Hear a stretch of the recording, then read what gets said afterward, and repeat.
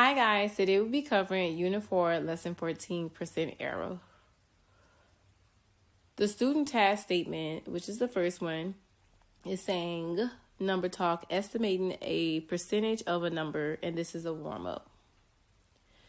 Okay guys, so let's talk about the word estimate compared to the exact answer.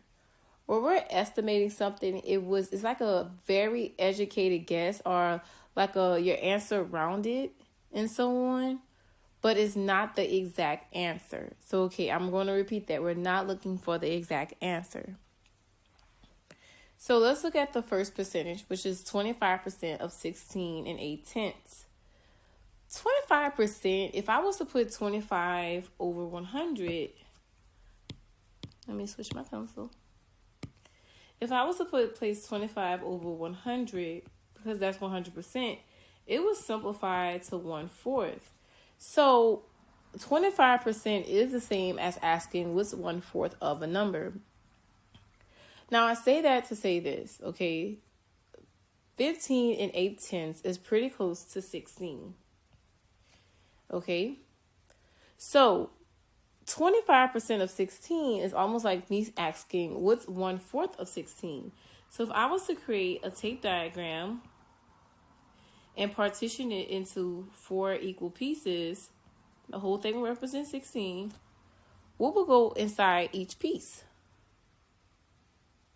If you guess 4, you are absolutely correct. 4 will go inside each piece. Therefore, 25% of 16 is like the same as saying 1/4. 25% of 16 is like saying 1/4 of 16, which would be 4. Since 5 is pretty close to 16, we don't want to say that our answer is 4. We want to say our answer is about 4. About 4. Okay? Moving on to the next one, which is 9% of 38.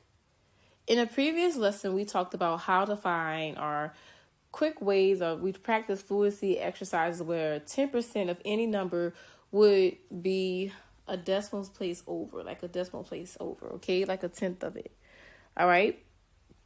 So 9% is close to 10, is 1% off. So 10% of 38 is 3.8 or 3 8/10. But we don't want to say that the answer is 3 8/10. We want to say that keyword is about. Sorry, let me move this tape diagram up because it's in our way. There we go. And let me switch to my pen. All right, so 10% we want to say about 3 8/10. Okay? So moving on to the next one, which is pretty similar to the one we just went over. In a previous lesson, we talked about the relationship between finding 1%, 10%, and so on, okay? So in this case, 1% of 127 is 1 in 2,700. So I'm going to write that to the side.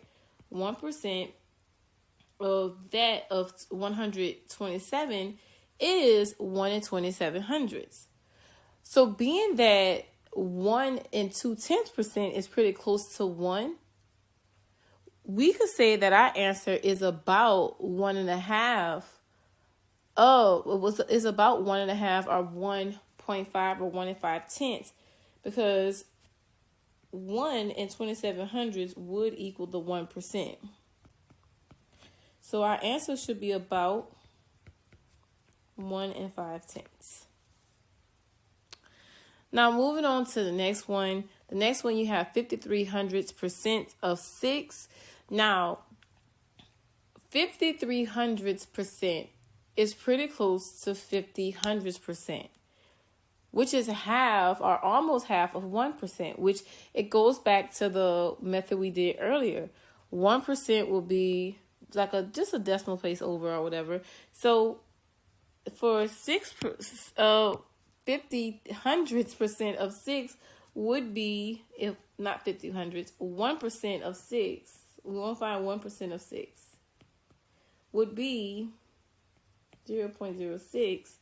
But since this is half of 1, or pretty close to half of 1. We're going to divide it by 2 because that's half.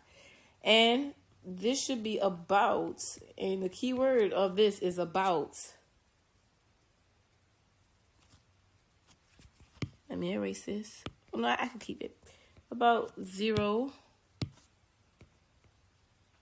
and 3/100.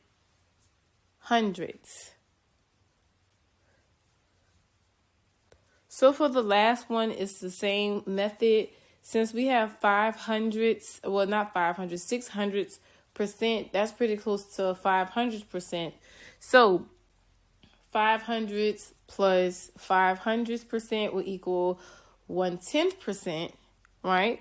If we find 1/10 of it, 1/10 of 202 would be 202 thousandths.